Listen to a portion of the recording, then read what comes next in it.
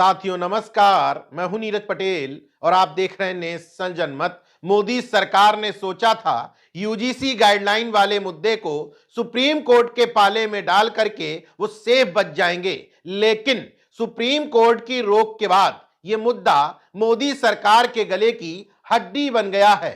ना उगलते बन रहा है ना निगलते। पहले अंधभक्तों ने ही अपने प्रभु को गालियां बकी और अब ओबीसी एससी एसटी वर्ग के छात्र एकजुट होकर के सड़क पर उतर गए हैं। पूरे प्रदेश में हो रहे विरोध प्रदर्शनों में एक खास बात है कि आजाद समाज पार्टी यानी कि सांसद चंद्रशेखर आजाद के कार्यकर्ताओं को अगर छोड़ दें तो विभिन्न विश्वविद्यालयों में, विभिन्न शहरों में सड़क पर उतरे छात्र छात्राएं और बुद्धिजीवी किसी पार्टी से नहीं जुड़े, बल्कि अपनी जागरूकता की वजह से सड़क पर आए हैं। और उनमें भी सबसे ज्यादा तादाद एडवोकेट्स यानी कि अधिवक्ताओं की है। यह भी बहुजन समाज के लिए एक राहत देने वाली खबर हो सकती है। सबसे अच्छा वीडियो आया उत्तर प्रदेश के फतेहपुर जिले से, जहां सैकड़ों की तादाद में ओबीसी एससी एसटी वर्ग के अधिवक्ता सड़क पर उतर गए और बोले, हम यूजीसी की गाइडलाइंस के समर्थन में खड़े हैं। बहुत साल हो गए, अब हम किसी कीमत पर सुप्रीम कोर्ट और सरकार की जुगलबंदी नहीं चलने देंगे।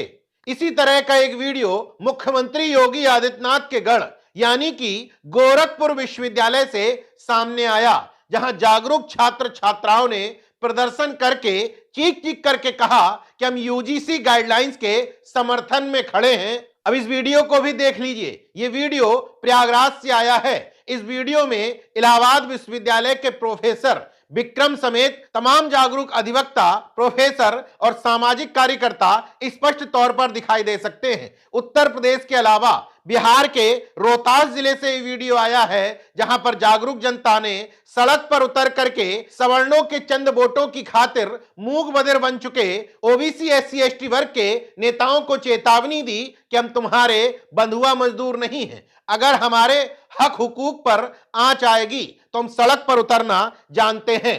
इसके अलावा उत्तर प्रदेश के पीलीभीत से भी तस्वीरें सामने आई, जहां एससी एसटी वर्ग के अधिवक्ताओं ने एकजुट होकर के यूजीसी गाइडलाइंस के समर्थन में सरकार सुप्रीम कोर्ट की जुगलबंदी के खिलाफ प्रदर्शन किया। इन तमाम प्रदर्शनों में सबसे महत्वपूर्ण बात यह थी कि यह प्रदर्शन किसी पार्टी द्वारा प्रायोजित नहीं, बल्कि जागरूक छात्र छात्राओं, प्रोफेसर्स, सामाजिक कार्यकर्ताओं और बुद्धिजीवियों द्वारा संचालित किए जा रहे थे। इन सब प्रदर्शनों के अलावा आजाद समाज पार्टी ने भी उत्तर प्रदेश, मध्य प्रदेश में बड़े स्तर पर प्रदर्शन किए। हालांकि आजाद समाज पार्टी के राष्ट्रीय अध्यक्ष लगातार इस मुद्दे पर मुखर हैं, तो उनके कार्यकर्ताओं का सड़क पर उतरना लाजमी बनता है। मध्य प्रदेश की राजधानी भोपाल में चर्चित नेता और आजाद समाज पार्टी की राष्ट्रीय कोर कमेटी के सदस्य दामोदर यादव सैकड़ों कार्यकर्ताओं के साथ सड़क पर उतर गए और सुप्रीम कोर्ट के निर्णय पर सीधे सीधे सवाल उठाते हुए यूजीसी गाइडलाइंस को अपना समर्थन दिया। ये वीडियो दिन का है, लेकिन रात में भी आजाद समाज पार्टी के कार्यकर्ताओं ने मैदान नहीं छोड़ा। पार्टी के राष्ट्रीय महासचिव रविंद्र भाटी एक कार्यक्रम में शामिल होने के लिए भोपाल पहुंचे थे। वो कार्यक्रम भी ओबीसी के आरक्षण को 14% से बढ़ा करके 27% करने और ओबीसी एससी एसटी के अधिकारों की हकमारी से संबंधित था। इस कार्यक्रम के बाद रविंद्र भाटी सैकड़ों लोगों के साथ सड़क पर उतर गए, धरने पर बैठ गए। इन तमाम प्रदर्शनों के अलावा उत्तर प्रदेश के बरेली, शाहजहांपुर, पीलीभीत और हमीरपुर जिलों से भी वीडियो आए हैं, जहां आजाद समाज पार्टी और भीम आर्मी के कार्यकर्ताओं ने सड़क पर उतर करके यूजीसी गाइडलाइन को पुरजोर समर्थन दिया है। इनके अलावा भी देश भर में तमाम जगह प्रदर्शन हो रहे हैं, लेकिन फौरी तौर पर मुझे जो वीडियो मिले उनको लेकर मैंने आपके सामने पहुंचा दिया। इन सब वीडियो को देखने के बाद एक बात निश्चित तौर पर कही जा सकती है कि यूजीसी गाइडलाइंस वाले मुद्दे ने उन तमाम तथाकथित पिछड़े दलितों के हितैषी नेताओं के चेहरों से नकाब खींच लिया है, जो खुल करके ईडब्ल्यूएस यानी कि सुदामा कोटे के समर्थन में तो आए थे, लेकिन यूजीसी गाइडलाइंस पर खुलकर तो छोड़िए, समर्थन करने की भी उनकी हैसियत नहीं पड़ी।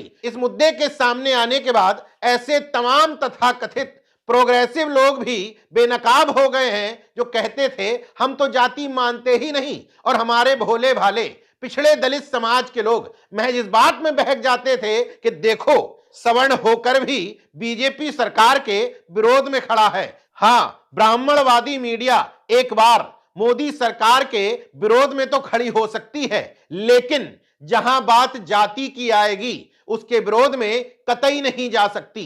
एक दो प्रोग्रेसिव लोगों को छोड़ दो तो तमाम लोगों की भद्द बुरी तरीके से पिट चुकी है जो ओबीसी एससी एसटी को जय भीम बोल बोल करके अपनी दुकानदारी चला रहे थे। इसलिए यूजीसी प्रकरण की एक और पॉजिटिविटी मैं देखता हूं कि नेशनल जनमत जो बात थ्योरी के माध्यम से समझाने की कोशिश करती है, समय समय पर ओबीसी एससी एसटी को मिल रहे अधिकारों के खिलाफ जब ये जातंकवादी सड़कों पर उतरते हैं तो नेशनल जनमत की थ्योरी प्रैक्टिकल में तब्दील हो जाती है। कुछ मानसिक गुलामों को समझ में आ जाता है कि हां, नेशनल जनमत जो बताने की कोशिश करता है वो बिल्कुल ठीक है कि हिंदू राष्ट्र और हिंदू एकता के पीछे केवल एक मकसद है, अपने जाति वर्चस्व की पुनर्स्थापना करना। इस प्रकरण की चौथी और सबसे महत्वपूर्ण सकारात्मकता ओबीसी एससी एसटी तीनों को इन्होंने इस गाइडलाइन में एक साथ रखा। इसका फायदा यह हुआ कि बहुजन यूनिटी बनाने में यूजीसी गाइडलाइन ने काफी हद तक अपनी भूमिका निभा दी है। अमूमन एससी एसटी को अलग रखा जाता था तो सामंती और ब्राह्मणवादी मानसिकता के लोग तमाम मानसिक गुलाम ओबीसी को समझा लेते थे कि यह मामला हमारे मतलब का है ही नहीं, लेकिन इस बार उन्होंने ओबीसी एससी एसटी को एक साथ रख करके इस बहुजन यूनिटी को बनाने में जो अपना योगदान दिया है उसके लिए नेशनल जनमत उनको धन्यवाद करता है। ये हुआ जैसे भी हो, जिस वजह से भी हो, लेकिन बहुजन एकता के लिए यह कदम बेहद जरूरी था। कुल मिलाकर के पिछड़ा दलित वोट बैंक की बड़ी बड़ी ठेकेदार पार्टियों के बिना भी लोगों ने सड़क पर उतर करके बता दिया है कि हम तुम्हारे वोट बैंक के बंधुआ मजदूर और तुम्हारे हुक्म के गुलाम नहीं हैं। अब हमें इतनी बात समझ में आती है कि हमारे हकों पर डाका डाला जाएगा तो हम सड़क पर उतरना सीख गए हैं।